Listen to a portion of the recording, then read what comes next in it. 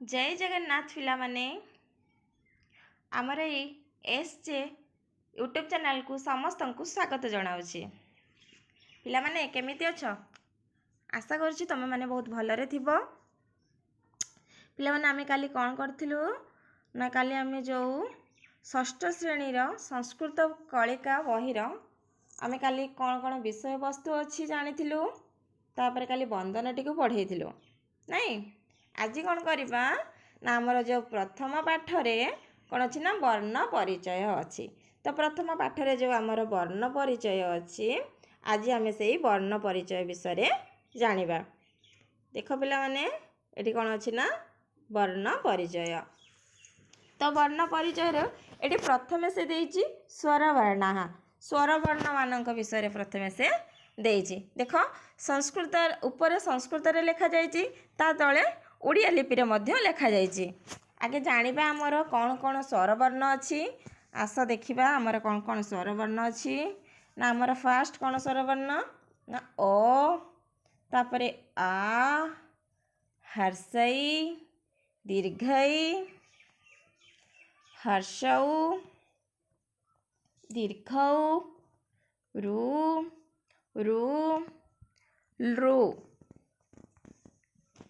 Then ए, ओई, ओ, औ। देखिल पिला माने ताने टोटल केतोटी हमर स्वर वर्णटी हैला ना हमर 13टी स्वर वर्ण हैला। तापरे देख एठी हमर कोन देइछि ना ओ देइछि। एठी संस्कृत रे ऊपर कोन ना ओ लिखा हैछि, ता पाखरे ओडिया लिपि रे मध्य ओ लिखा हैछि। ए साइड रे देखो छोट छोट ए घर अछि। ए जो छोट छोट घर अछि तम माने कोन करिवो ना जेमिति एठी ओ लिखा हैछि, देखो ए साइड रे ओ लिखा हैछि, सेमिति तुमे ए घर को ओ लिखिकी तुमे पूरा टोटल पूर्ण करिवो। ए बॉक्स गुडी को तुमे कोन ना पूरा पूर्ण करिवो। तो सेही प्रकार एठी देखो ओ लिखिकी एमिति घर को टोटल फुल करिवो। तापरे आ लिखिकी ए घर को पूर्ण करिवो। तापरे हर्षई लिखिकी घर को पूर्ण करिवो। तापरे जेमिति एठी दीर्घई अछि से भलिया दीर्घई लिखिकी मध्य ए घर को पूर्ण करिवो। देखो एठी ओ देइछि, ओ देखि पारथबो एठी ओ देइछि। एठी पाखरे देखो कोन देइछि ना ओरु अधरह। अधरह र अर्थ कोन ना ओठ। एठी देखो संस्कृत रे भी अधर लिखा हैछि, साइड रे ओडिया रे भी मध्य अधरह लिखा जाइछि। तापरे आरु कोन ना आपण।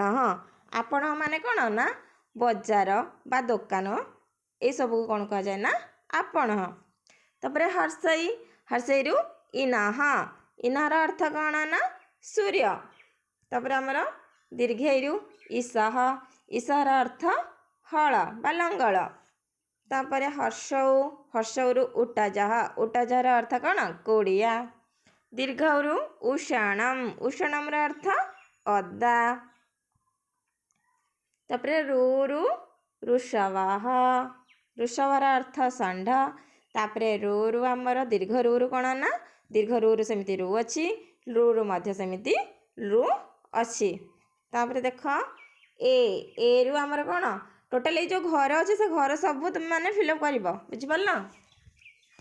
तापरे ए रु कोन ना एण। एण र अर्थ हरिण। ओई, ओई रु कोन ऐडाक। ऐडाक र अर्थ मेंढा। साइड देखो ओडिया रे भी मध्य लिखा जाइछि। तुम माने जदि ओडिया माने संस्कृत रे न लिखि पारुछ ताले तुम माने मध्य ओडिया रे लिखि पारिवो। किंतु ए अक्षर गुड को तुमे बारंबार बारंबार अभ्यास करबा द्वारा ए वर्ण गुडी को तमर मने रहि जिवो। तापरे औ रु कोन ना ओ कोण। ओ कोण माने जो छार पोक कहंती बा ओडस, ताको कोन कहा जाउची ना ओ कोण। तापरे औ रु कोन अछि ना औषधम। देखि पारलो बिले औ रु औषधम। आउ थरे थरे देखि दबा। औरु कोण ना औरु ओष्ठः बा अधरः, अधरः। आरु आपणः। ईरु इनः। दीर्घईरु ईसः। हर्षौरु उटजः।